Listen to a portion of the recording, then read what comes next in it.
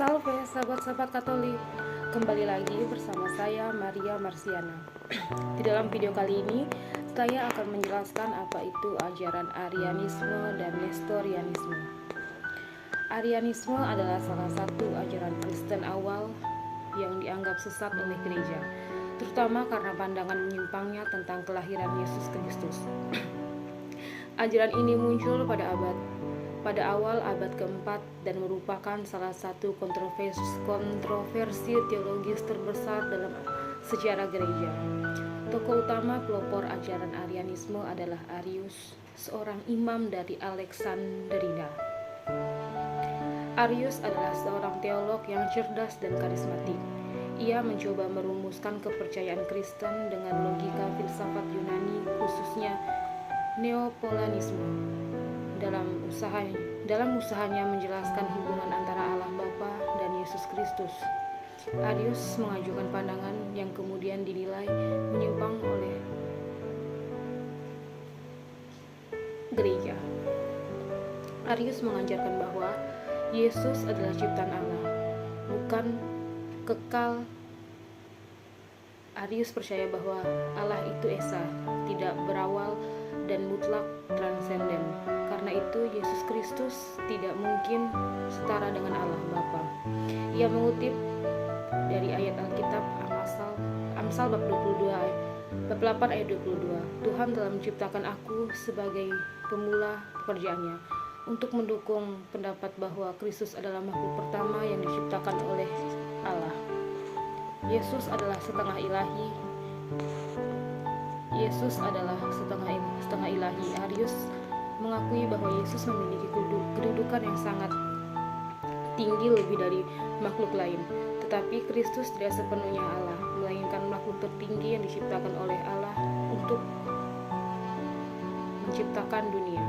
Dengan kata lain, Yesus adalah seperti demigod, bukan Tuhan sepenuhnya.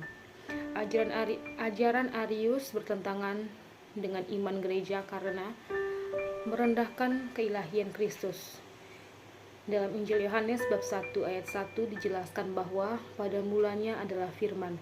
Firman itu bersama-sama dengan Allah dan firman itu adalah Allah. Ajaran Arius menolak hal ini.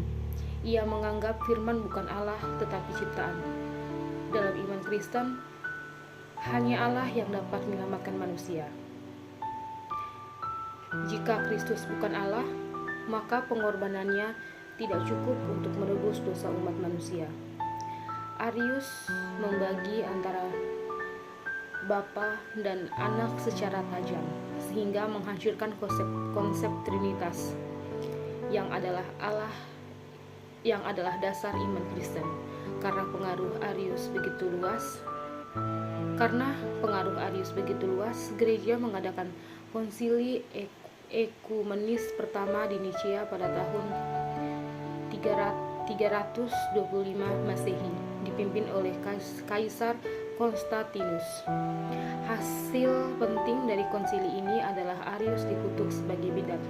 Lalu Credo Nicea dirumuskan, yang menegaskan bahwa Kristus adalah sehakikat dengan Bapa atau homoousios, bukan sekedar makhluk ciptaan.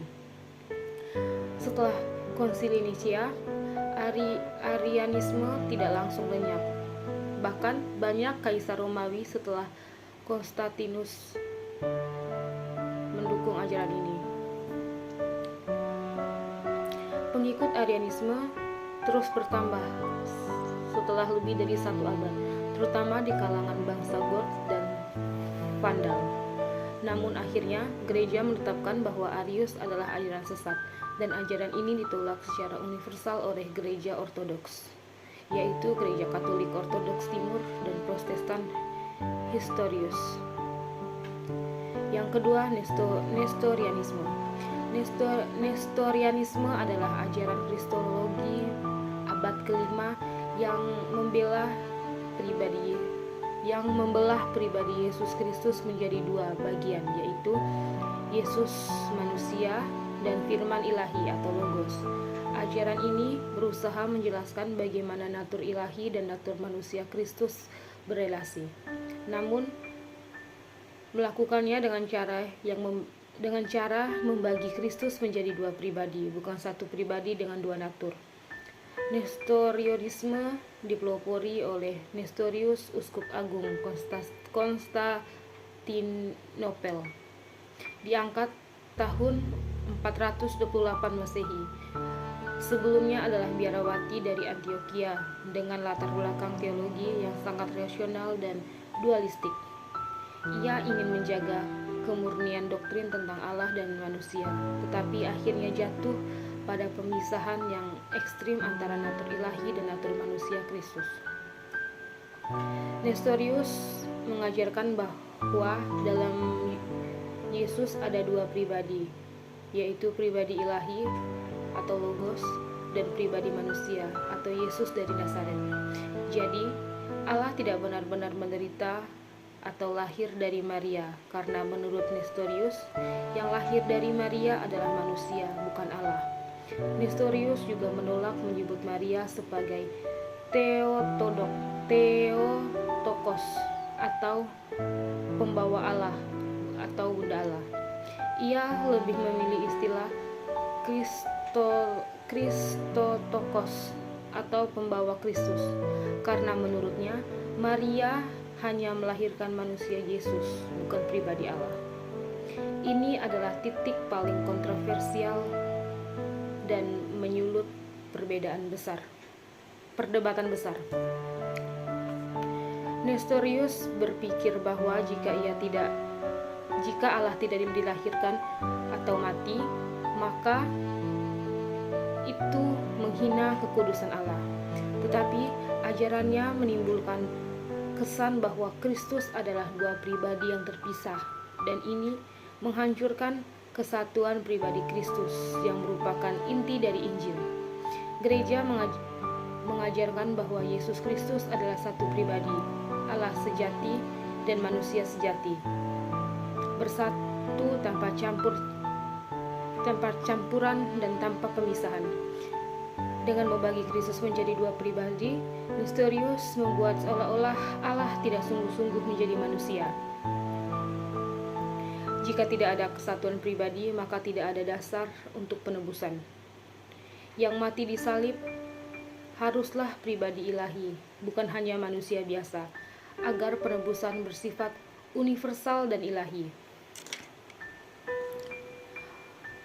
Pada tahun 431 diadakannya konsili Efesus yang dipimpin oleh Kyrillos dari Alexandria atas perintah dari Theodorus II. Keputusan dari konsili ini adalah Nestorius dikutuk sebagai bidat dan ajaran Nestorius dilarang, serta gelar Theotokos untuk Maria didefinisikan sebagai doktrin resmi gereja.